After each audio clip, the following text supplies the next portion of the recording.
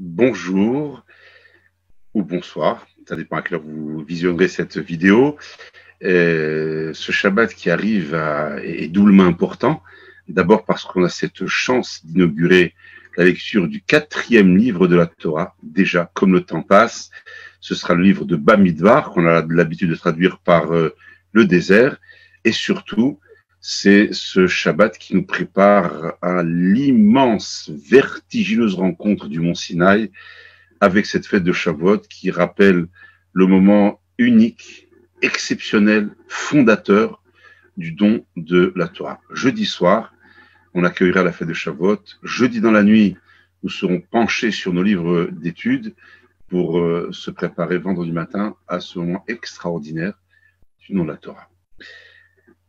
Bamidbar, c'est la condition de vie des enfants d'Israël, 40 ans dans le désert. 40 ans d'errance, 40 ans de pérégrination, mais en même temps, ce n'était pas du temps perdu.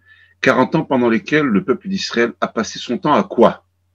Travaillait pas, puisque la manne céleste tombait comme un aliment.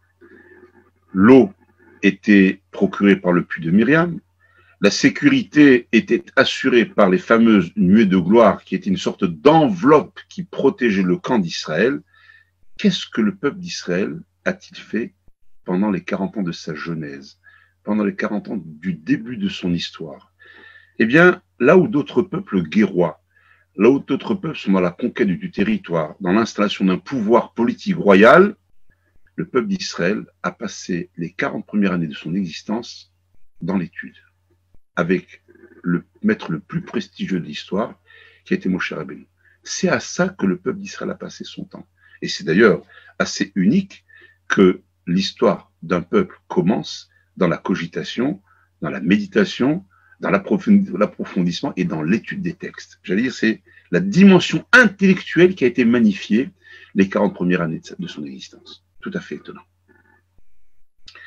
Alors, la vie dans le désert, c'est aussi un ordonnancement des tribus. On ne se paie pas n'importe où, on n'est pas disposé n'importe comment. C'est Hachem, le créateur du monde, qui va dicter à chacune des tribus la place qu'elle va occuper, une sorte de carré parfait au centre duquel il y a le camp des Lévis, dans le cœur duquel il y a le camp des Kohanim, et dans l'épicentre, il y a le Saint des Saints qui irradie tout le camp d'Israël. Je voudrais, en guise d'enseignement pour ce Shabbat Bamidbar qui nous prépare au don de la Torah, rappeler un très beau midrash assez mystérieux. Le midrash dit Besha'a shenigla akadajuru al Har Sinaï, au moment où le créateur du monde s'est révélé au peuple d'Israël sur le mont Sinaï, Yardu Kafbed Revavot Shel Malachim. 22 myriades d'anges sont descendus, Ve'ayu kulam aswim degalim degalim, et ils portaient tous des fanions, des drapeaux. Kevan Sheraou Otam Israël, quand le peuple d'Israël a vu la majesté de ces anges descendant avec des drapeaux, Nit à vous, ils ont eu le désir de leur ressembler. Eh bien, Hachem leur dit, vous souhaitez ressembler aux anges, eh bien, je vais vous donner à vous ordonnancer, et chacun des chefs de tribu portera ses fanions, ses drapeaux. Alors évidemment, ce texte du Midrash nous interpelle. Qu'est-ce que ça veut dire que les bénis Israël ont vu une dimension chez les anges qu'ils ont voulu en quelque sorte imiter ici sur Terre? Beaucoup a été écrit sur cette question, sur cette interrogation, et voici, je voudrais partager avec vous une des interprétations qui a été donnée. Encore une fois, le peuple d'Israël qui va naître dans ce désert, qui va se constituer dans ce désert, va se voir assigner tribu par tribu une place particulière. Pourquoi? Qu'ont-ils vu chez les anges qu'ils ont voulu reproduire sur cette terre? En fait, le monde des anges est un monde parfait. Le monde des anges est un monde aussi de serviteurs, chaque ange ayant sa fonction, mais surtout, chaque ange ayant sa place. Or, quand on parle de place, on parle de hiérarchie.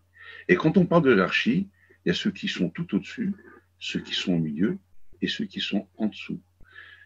Ainsi, je l'ai indiqué tout à l'heure en préambule, dans le peuple d'Israël, il y a une pyramide avec les 12 tribus. Au-dessus de cette base de la pyramide va en se rétrécissant avec les Lévi'im, et puis ça se rétrécit encore avec les Kohanim, et puis au-dessus, il y a le Kohen Gadol, le grand prêtre, qui orchestre toute la vie religieuse. C'est lui, le seul, qui rentre le jour de Kippour, qui est le plus saint, dans l'endroit le plus saint, le Kadosh HaKadoshim, le saint des saints, et c'est là-bas qu'il va chercher à obtenir le pardon du peuple d'Israël. Le problème, c'est que la société humaine qui est la nôtre connaît la notion de compétition, la notion de concurrence, la notion d'émulation saine ou parfois mal vécue. Et la question qu'on se pose tous, sommes-nous vraiment à la bonne place là où Hachem nous a mis? Peut-être qu'on aurait pu aspirer à plus haut, à plus grand, à plus fort. Ce que les enfants d'Israël ont perçu en voyant ces 22 myriades d'anges qui descendaient, si bien organisés, chacun à sa place, chacun avec son fanion. Qu'est-ce que c'est que le drapeau? Le drapeau est révélateur de la place que j'occupe et de la fonction qui est la mienne. Quand ils ont vu un monde parfaitement organisé, où finalement, chacun était capable de respecter la place de l'autre, même si il aurait pu aspirer à prendre la place de celui qui était au-dessus de lui, dans la hiérarchie.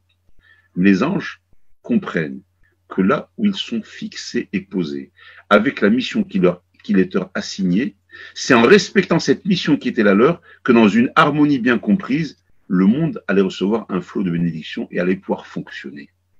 C'est ça le drame du pouvoir lorsqu'il est mal vécu et que parfois on veut s'arroger un pouvoir, une fonction, une place qui n'est pas la nôtre.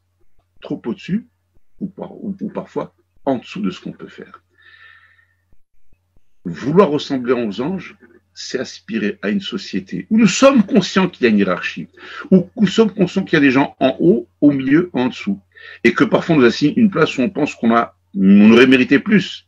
Mais l'acceptation d'une organisation dans laquelle c'est pas un homme, c'est pas un pouvoir, ni judiciaire, ni politique qui assigne les places, c'est le Créateur qui assigne les places.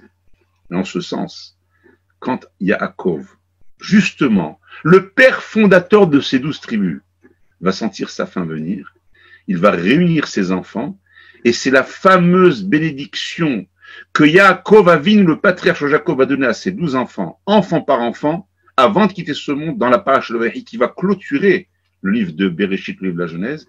En fait, à travers les bénédictions, il va définir le caractère spécifique de chacun de ses enfants, entendez, de chacune de ces tribus, avec les attributions spécifiques que chacune des tribus devra développer.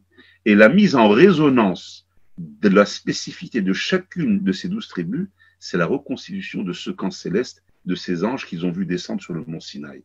La société idéale où chacun sait garder la bonne place qui est la sienne, dans le but de produire un bien utile, une bénédiction pour l'ensemble de cette société, de cette collectivité dans laquelle je dois me fondre pour en faire une collectivité harmonieuse. Je voudrais terminer en rappelant quel est l'ingrédient qui permet à une société idéale, malgré la hiérarchisation, de vivre de manière harmonieuse. Ça s'appelle l'amour de l'autre. Quand je sais aimer l'autre, je sais respecter sa place et je sais garder ma place. C'est cette vision que les enfants d'Israël, ils ont eu sur le mont Sinaï quand ces anges sont descendus, les anges étant le modèle idéal de cette société idéale, qu'en fin de compte, nous, de manière inconsciente, essayons de reproduire. Dans une famille, et je vais terminer avec cela, le père a une place, la mère a une place. Je rappelle que les enfants aussi ont une place. Et de même que nous avons une notion de mitzvah de kibud avahem, nous avons, nous les enfants, une mitzvah de respecter son père et sa mère.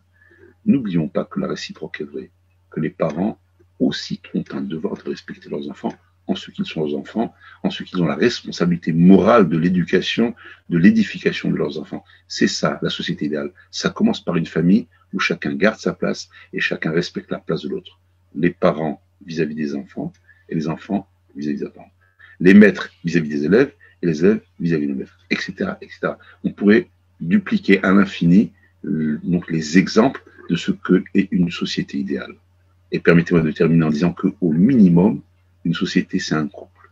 et se rappeler que dans cette vision que les anges ils ont eue de la place idéale, qu'un mari doit savoir respecter son épouse et qu'évidemment, dans le sens inverse, c'est vrai qu'une épouse, c'est respecter son mari. Si cette cellule minimale, qui a la définition minimum de société respectée, alors tous les défis, tous les paris de société idéale sont possibles. C'est ce que je nous souhaite à nous tous en cette veille de Shavuot. J'en profite pour vous souhaiter bonne fête de Yom Yerushalayim, puisque ce soir et demain, c'est le vrai jour où Jérusalem Est et Ouest ont été réunis. Ça nous laisse rêver, ça nous laisse espérer que la Jérusalem terrestre, très vite, sera rattrapée par la Jérusalem céleste, duquel un troisième temple de feu, donc un temple éternel indestructible, doit descendre pour annoncer les temps messianiques. C'est ce que je vous souhaite. Shabbat Shalom.